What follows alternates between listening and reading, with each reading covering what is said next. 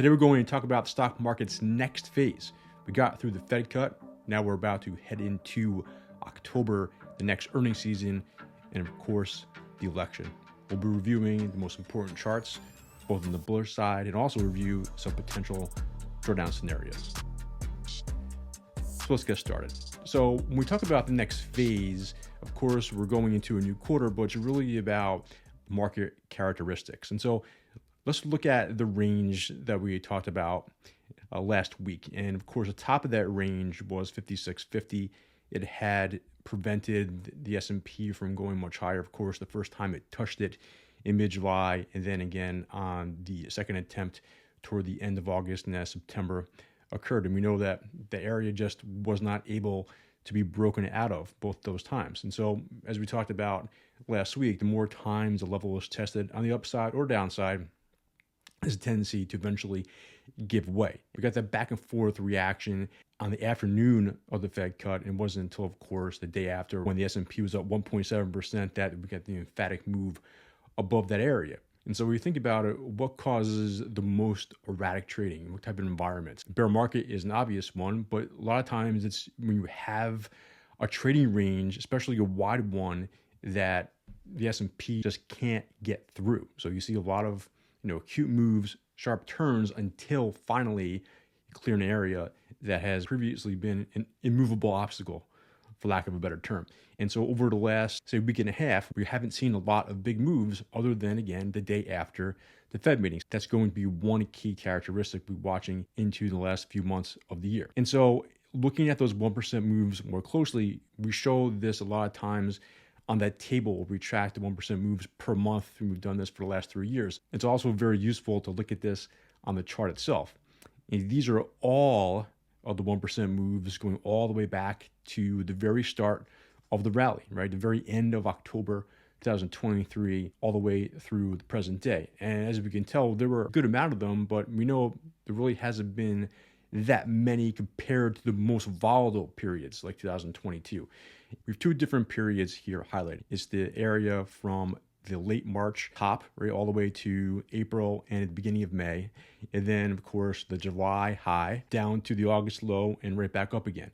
As we can tell, during both of those time frames, we had an overwhelming amount of big moves. It was volatile. Market was pulling back, trying to find a bottom, and coming back again. Now, the important thing is to remember what came after that key low back in the spring. A lot of nothingness. We can see from here, there were only two 1% gains the entire time from the very beginning of May to the middle of July, and no 1% declines coming out of a period where we had a lot of them.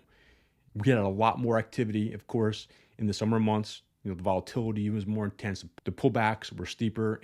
And of course, the rebound was a lot stronger and faster as well. And so what we want to do, of course, is see if the S&P can replicate what it did after coming out of the spring low, right? And so we're talking about morphing back into a persistent uptrend.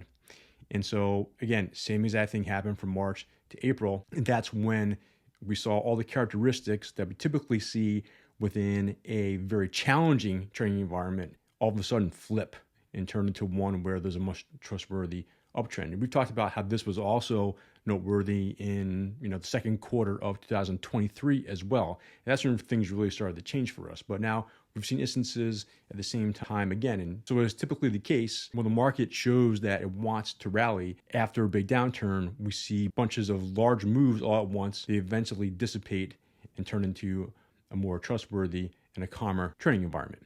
And so that has then resulted in more bullish breakouts. Remember, we're talking about two potential versions as the market kept on trying to get back above 5650. We're just waiting for it to happen, and finally did late last week. And so as of right now, we have three different bullish patterns. And we'll talk about all of these right now. And we show this pattern group for the S&P 500 every morning to our premium CappThesis clients. And so let's look at the first one that's been with us the longest, the breakout from 4,800 that produced a 6,100 target.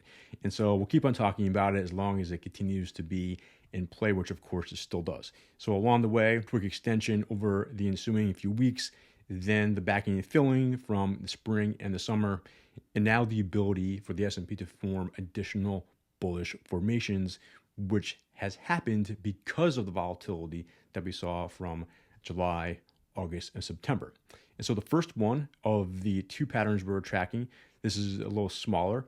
And recall that it was really just the pause underneath 56.50 in the few days before the Fed meeting, and of course the day of as well, which caused this right shoulder to be formed. And again, it's not as substantial as the left shoulder. Some people will have some issues with it. I do not. Identifying structures for what they are.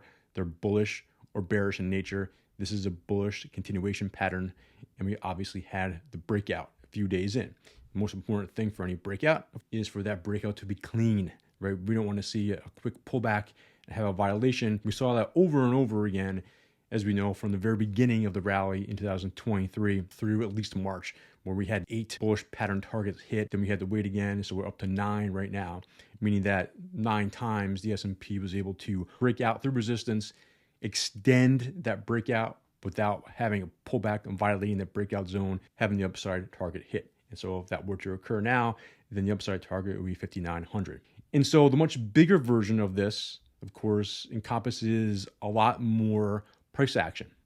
And so we take this from the very beginning of the pattern here when the market topped in mid-July. Of course, that was followed by the intense downturn into the beginning of August and then the quick rally back. And so all of that together gives us this pretty substantial cup and handle pattern with a lofty target of 6180. Now again, going back to this table here, that's 8% away currently. So it looks severe on the chart, but in terms of percent that we had to get there, not that much. And let's not forget, going back to the chart, there was an even larger move already in place, right? So it took, as we recall, during that strong comeback in August, market was up 10% like that.